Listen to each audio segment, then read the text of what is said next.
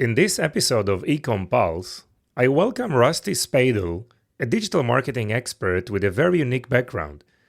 Rusty works as Global Director e-commerce at Caspari, a company renowned for its high-end paper products that enhance home events and celebrations. Rusty shares with us his journey from being a musician to becoming a leader in digital marketing and e-commerce, highlighting how his creative background aids in structuring and designing user-friendly digital experiences. Rusty discusses Caspari's significant shift from traditional wholesale model to expanding into online retail, emphasizing the challenges and strategies involved in this transition. He explains the importance of being customer-centric, focusing on the needs and preferences of their audience to create engaging and effective marketing campaigns. Rusty also discusses how to utilize email marketing effectively, which is proven to be successful by showcasing their beautiful designs, products, and providing practical content. Additionally, Rusty introduced the use of AI-driven tools that help Caspari gain better data insights and optimize the user experience. This episode offers practical strategies for enhancing your digital presence and improving customer engagement. Tune in to learn from Rusty's extensive experience in digital marketing and his innovative approaches at Caspari. Let's get started. Welcome to the eCom Pulse, your heartbeat to the world of e-commerce. I'm your host, Eitan Koter. Join us as we meet with industry leaders, marketing experts, and the innovative minds behind the tech that is shaping the e-commerce future. So plug in, gear up, and get ready for a pulse-pounding journey into the heart of e-commerce. Hey, Rusty, how are you today? Great, thanks. How are you doing? I'm doing well. It's a pleasure joining you today. Appreciate it. Yeah, thank you so much. I know that you've been doing a lot, and Caspari obviously is a very interesting company to work for. So maybe for our listeners, just to know you better, maybe we can start sharing, who you are, what is your background, and you can start from wherever you want. Sure. It's funny. I started my career as a musician. Played a lot of music all up and down the American East Coast. I don't know, 5 or 6 years full time, and then moved to Nashville to try to make it big as a guitar player, and quickly realized that there were many, many, many more people far more talented than I am that were waiting tables, waiting for their big break. And so I decided it might be smart to develop some other skills besides those. So I got a job putting networks into banks. So, installing software and hardware into banks. And that launched my sort of digital career at that point. And I moved into more user interface design, building big systems for Accenture, and then sort of gradually left the big city, moved to a small college town, Charlottesville, Virginia, where we are now. And spent a bunch of time just doing many different types of digital work, e-commerce companies, alternative energy, but all of it around digital marketing and user experience. So that's what I've been doing ever since. And I've been living in the same place that whole time. It's my home, and I feel very, very happy to be here. So I've let my career be somewhat driven by where I want to be. As opposed to the other way around. And I've loved it. It's been a great place to raise kids and exist. So tell us about the area. I have a long history of just digital marketing, digital user experience, design, publishing, all the areas around content and commerce development online. Yeah.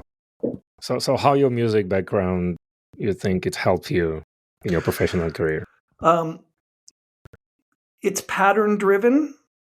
Playing music is very much about patterns and about repetitiveness and about structure, which has helped, especially on the design side or the user experience side, just helping organize thoughts, helping organize navigation, helping organize sort of creative approaches to things. It also, as a sort of a customer-facing experience, I've learned a lot about sort of presenting things in a way that people can absorb it.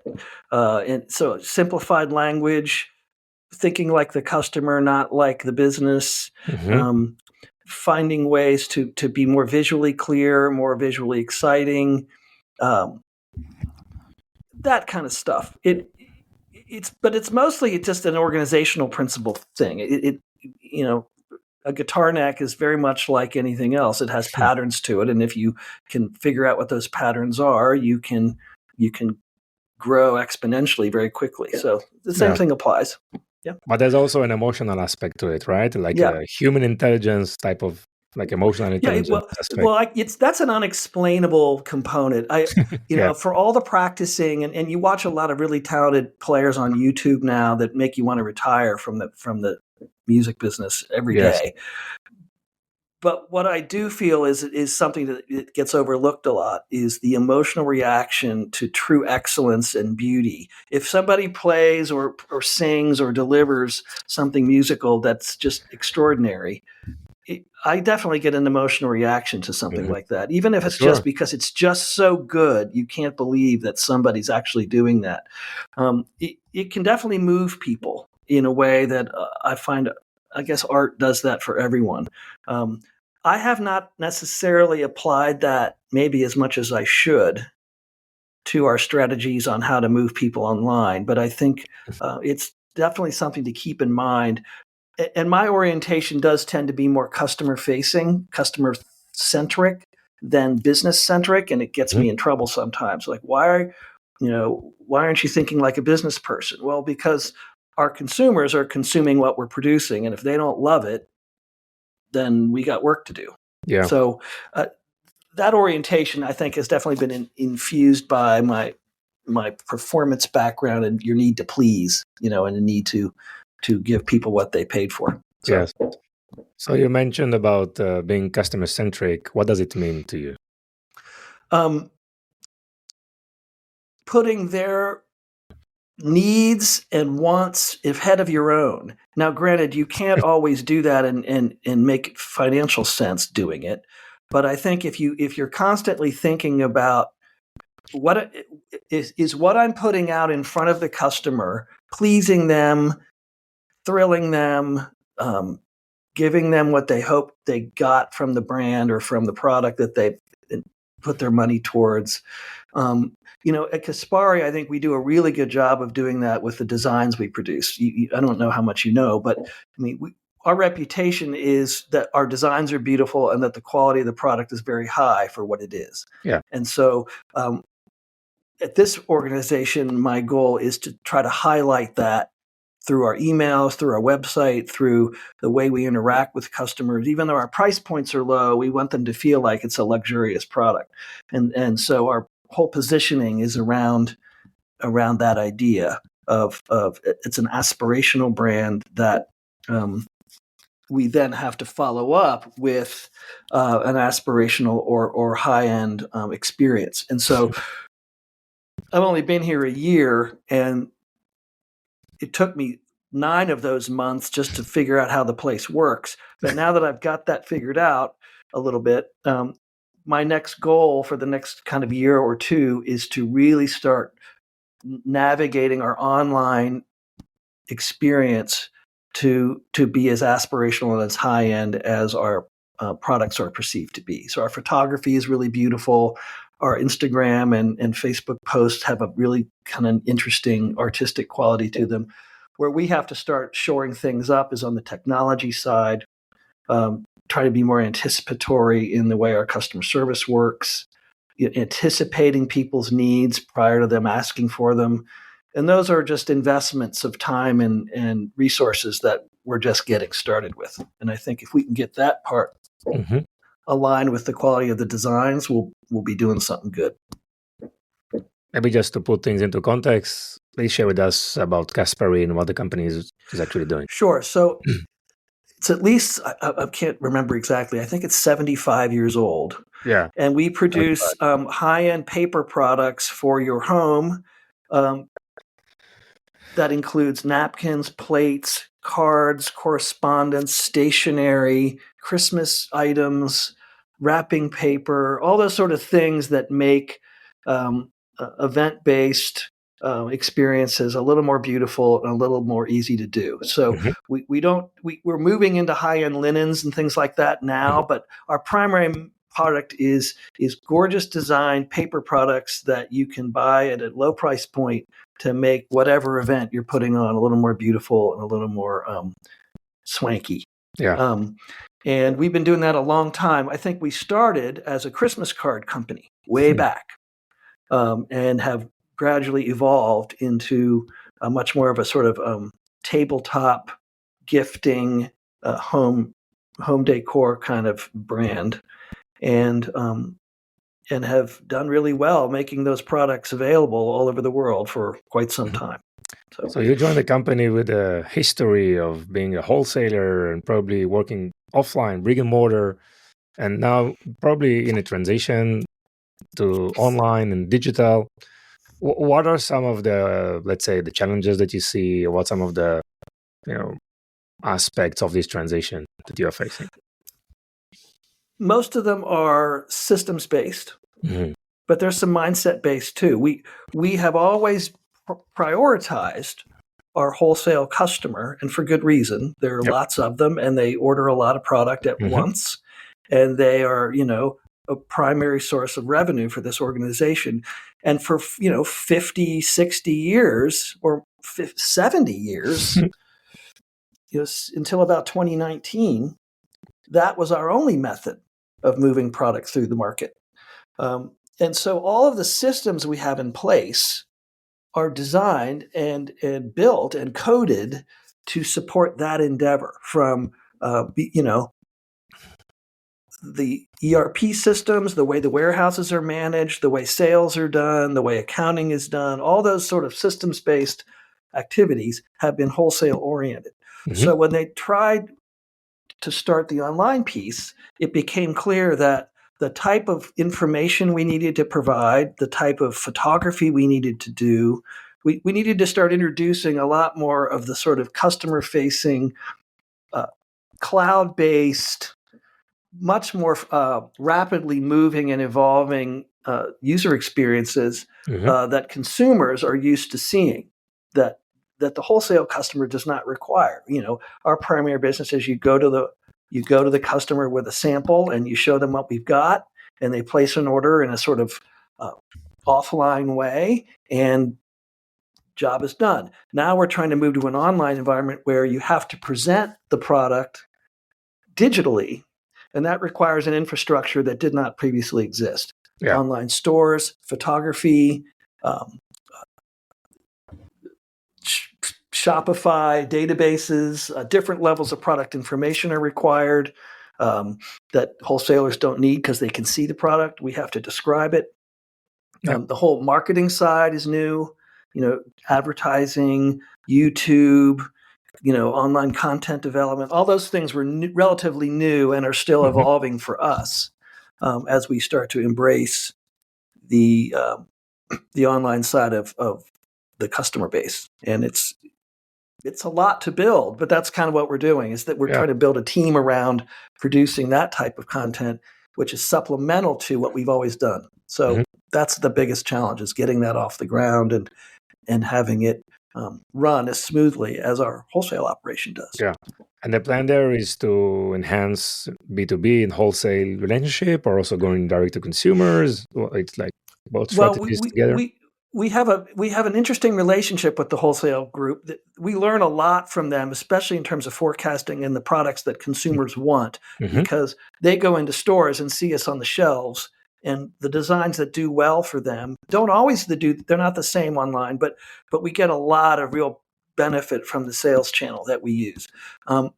We also have to respect their price points, and we tend to follow behind them in terms of when we launch our products. During the holiday season, which is our big time, Christmas, Thanksgiving, this sort of American holidays, we all kind of roll at the same time.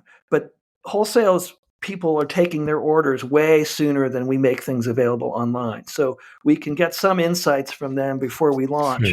But we have our own marketing calendar. We tend to follow the sort of traditional, at least in America, the traditional marketing calendar of online retailers all over the world, all over the place. They all sort of follow a similar calendar, which is, full of major and minor events that are uniquely American, and we tend to follow that trend. And that puts us somewhat independent from our wholesales in that way. They market the same holidays, but they do it much earlier in a much different way. We have to be more immediate. We have to use digital channels to do it. So we have to be a little more sort of just in time in how we market, and we can't be too far out in front. Sure. So that relationship is the same. We don't do discounts as much as some other companies do for the same reason. We want to honor our wholesale price points. Yes. And we want to make sure that those customers don't suffer from us being too generous online. We tend to keep our prices the same as the wholesale customers is showing in their storefronts.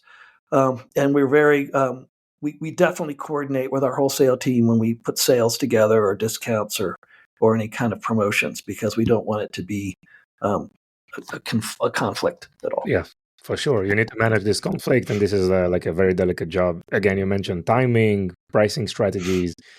Obviously, makes a lot of sense.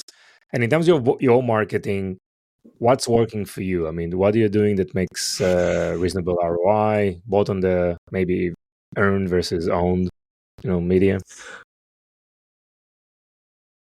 The big winner for us is email. Wow. Because it allows us to really show what our products look like and how they can be used. Mm-hmm. We produce really beautiful emails, if I may say. They're gorgeously constructed. They take a lot of effort in terms of photography and editorial work, and we put together really attractive and fun emails that people definitely respond to. That does tend to be that means we're targeting existing customers more, and that's one of my priorities. I mean, we've learned that just like everyone else is starting to learn, the repeat buyer is more valuable to us than the new customer is. Yes. Once they've come on board and we can get them to make a couple of purchases, then they tend to be very loyal to us. And so I'm prioritizing increasing long-term value as opposed to short-term, and trying to get more people to come back 2, 3, 4, 5 times a year instead of just once. And if I can do that, my revenue will continue to grow because they either love the beauty of what we're doing or they don't. And if I use ads to drive new visitors to experience who we are to some extent, and I use once they've made a purchase, then I use email mostly to drive repeat visits. And we're starting to get way into things like segmentation now and automation and flows to keep that email train running with the customers who have already decided they like Caspari. Yes. And that's starting to pay dividends. We really haven't done much of that until this year, the segmentation piece. That's just starting to kick in. And it's showing me that they perform a lot better than an over-the-wall cold email or an over-the-wall ad. Yep. So that's what works for us. And it's the social media piece. We just retain someone to help us really get our social media shopping squared away. That's not something we spent a lot of time on because we just haven't had the team to do it. But now we're going to get into the Meta and Google shopping environments and really start using their promotional capabilities to do product-based advertising and see where that takes us. That's a new phase for us. I'm sure a lot of companies or people you've talked to have already been doing that for a long time. Yeah. But we as a wholesaler we're just starting to get into things that I think are obvious to everyone else, but so be it. That's the way it is. Yeah. So But obviously, I mean, retention versus acquisition, right? It's like acquiring a new customer is maybe 10, 20 times more expensive than selling to an existing customer, right? So, and yeah, I mean, I like the email approach. This is obviously a great idea. And those emails are beautifully designed, you said, but obviously they are constructed for conversion, right? So probably you're promoting their new products or suggesting some discounts or like promoting products for purchase, right? we're also a concept-based, marketer. I mean, we have a lot of SKUs, many SKUs. Yeah. But they only work as a group. So, when you see a beautiful table setting and you see the way that's constructed by the folks who do that, our customers tend to be older and female. So they're mostly over 50. And so they're people who like to entertain, have people in their homes, and they are looking for inspiration from us because Yeah. we know over many years that we know how to put our products together, how to set a table, how to entertain, and we use our thought leadership part of our business to show people how to do what we do. And so one of our big priorities online is to start moving towards that in our content marketing side. How to Exactly. set a Yeah. table, Yeah. how to put products together in interesting ways that look beautiful together, that you can then buy as a group, right? Yes. That's our next phase of Like when you check out a new product, you get recommendation for a relevant or related right, product that or makes a lot we're of presenting sense. them all together and say, Yeah, or buy the bundle whole them package, together. right? Yeah.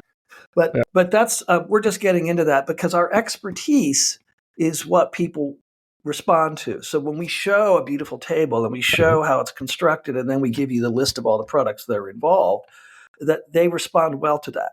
And our open rates are really high. Our click-through rates are really high. And so that's just with all due respect to social media, email for our customer base is the most successful way to communicate.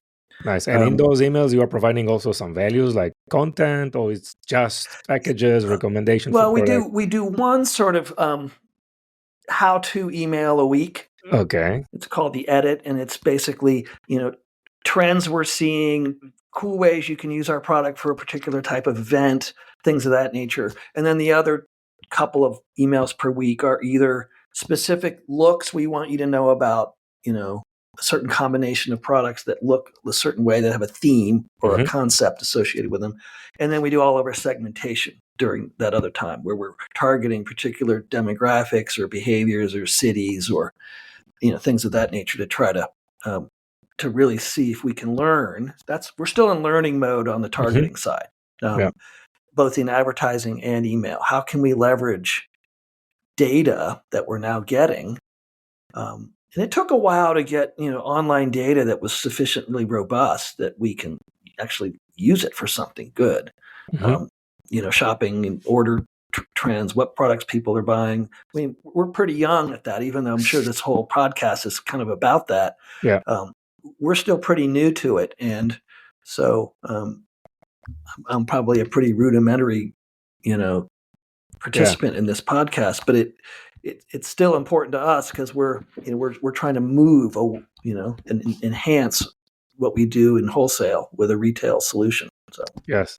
Actually, that was my real question, because doing email marketing, it's very easy to understand what's working, right? You have open rates, click rates. It's like straightforward, but online these days, it's very difficult to understand what's really going on. Attribution is so difficult. And what are some of the tools, or how do you know what's the customer sentiment, what they like? How do you decide on customer journeys? I mean, how do you figure out what's really going on?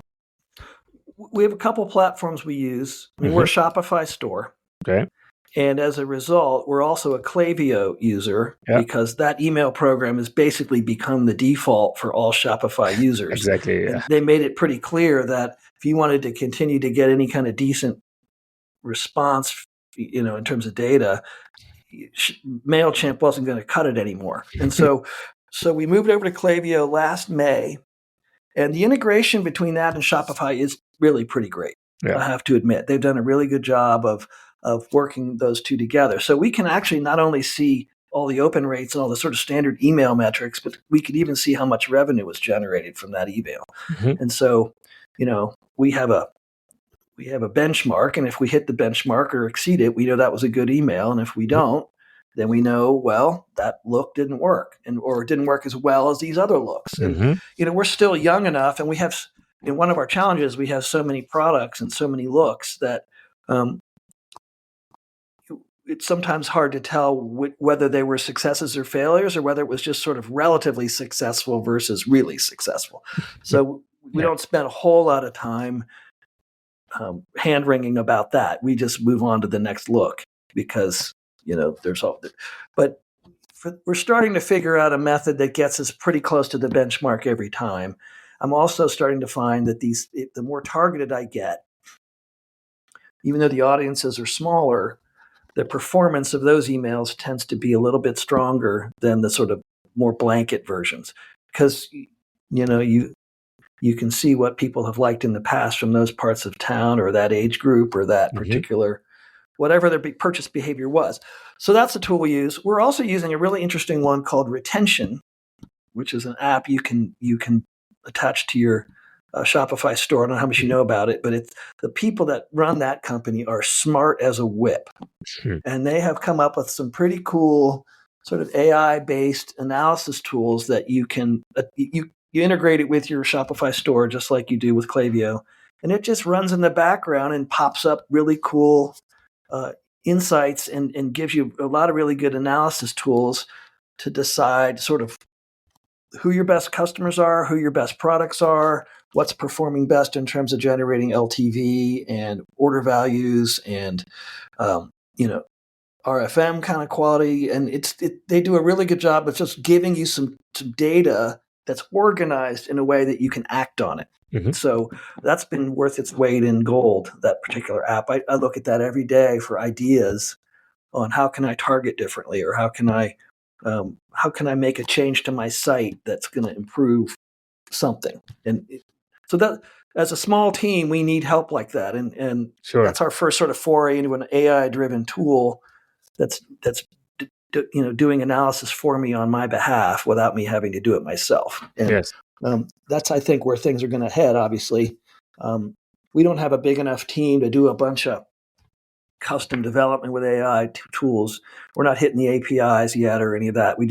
We're using off-the-shelf Shopify integrations that help us manage our store with a team of 5, instead of 50. So you get the data with retention, gives you more clarity what's really happening, like products that are being trending. And so what is the impact on the actual user interface or the UI UX experience? What do you do? How do you make changes? How do you decide when to make a change? Well, the Shopify store is we're using a Shopify template, and so we're kind of letting the template design manage our user experience for us, because we picked a design that we thought our customers would like, and they have liked the way it looks. We have moved to a single checkout instead of a multi-page checkout. That's one thing that's helped us with our conversions. Our product kind of speaks for itself. We organize by type, napkins, plates, glassware, table settings, tablecloths. That's sort of the basic organizational principle. I think what we are learning is we're going to start moving away from that and try to start organizing the site more around events and looks, concepts that look good together, and allow you to sort of not only search by those concepts, but search by the type of event you're having, or what type of, what kind of, how are you going to use our stuff, and how can we help sort of preload solutions for you that make it easy. If I'm having a baby shower for 12, what do I need? Kind of thing. So we're moving that way, and that's in response to what we're learning both on our wholesale side and also what we're seeing in terms of the email response that we're getting. So that's going to be the next phase of the site development, is being more conceptual in how we present the SKUs. In the end, you still got to be able to buy napkins if you want. And we're also going to change the way you can filter.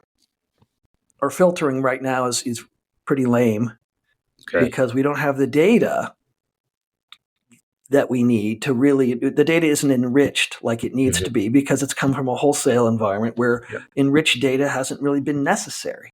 But as we move to more of a conceptual presentation, we have to be able to organize searches and around more conceptual things like event type or size or color or theme. Is it floral? Is it pumpkins? Is it, what seasonality? There's just a sort of more subtle second tier faceting that we need to come up with. And that's I don't know if we're going to get that done by the third quarter or not, but we're trying to get that data enrichment piece going for the online side that's not been necessary for the wholesale side.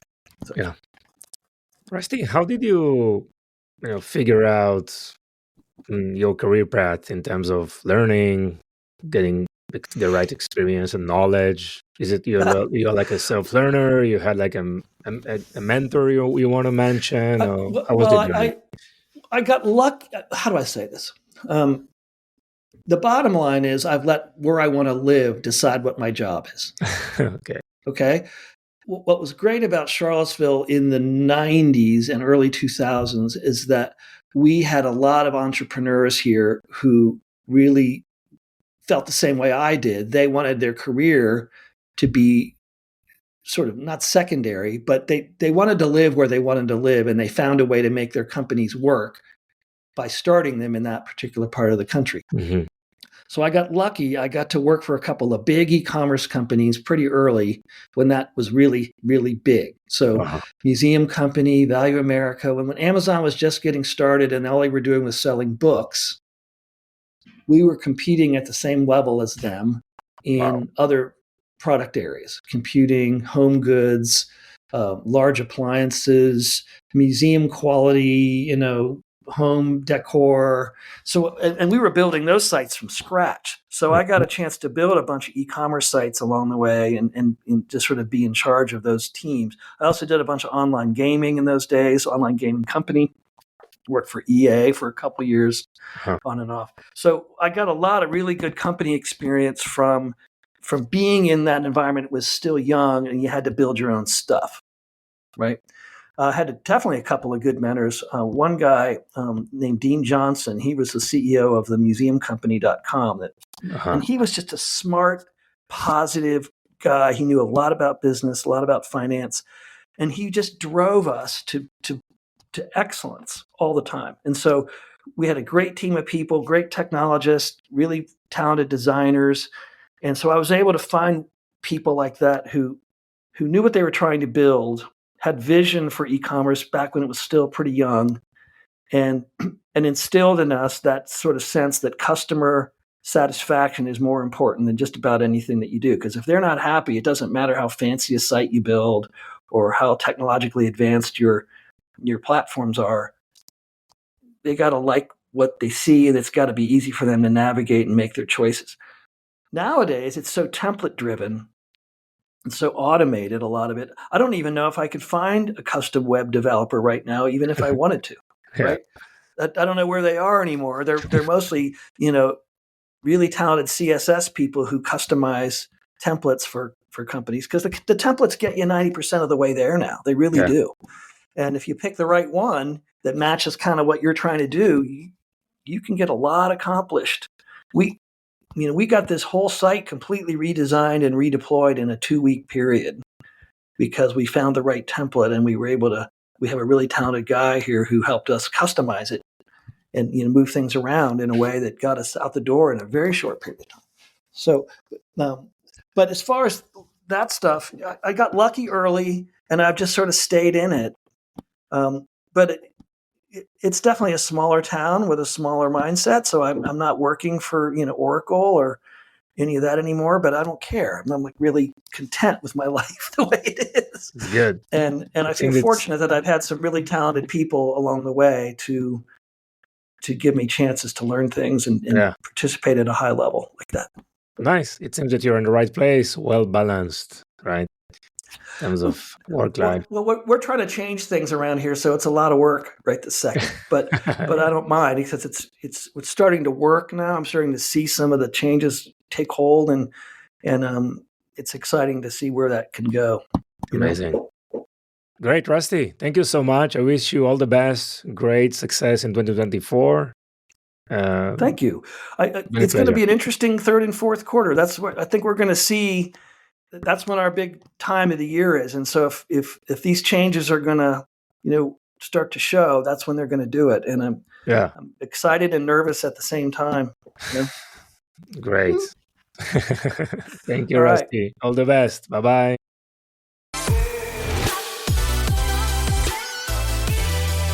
Thank you for joining us on this episode. Your support means the world to us. If today's episode has been insightful for you, consider sharing it with someone who would also benefit.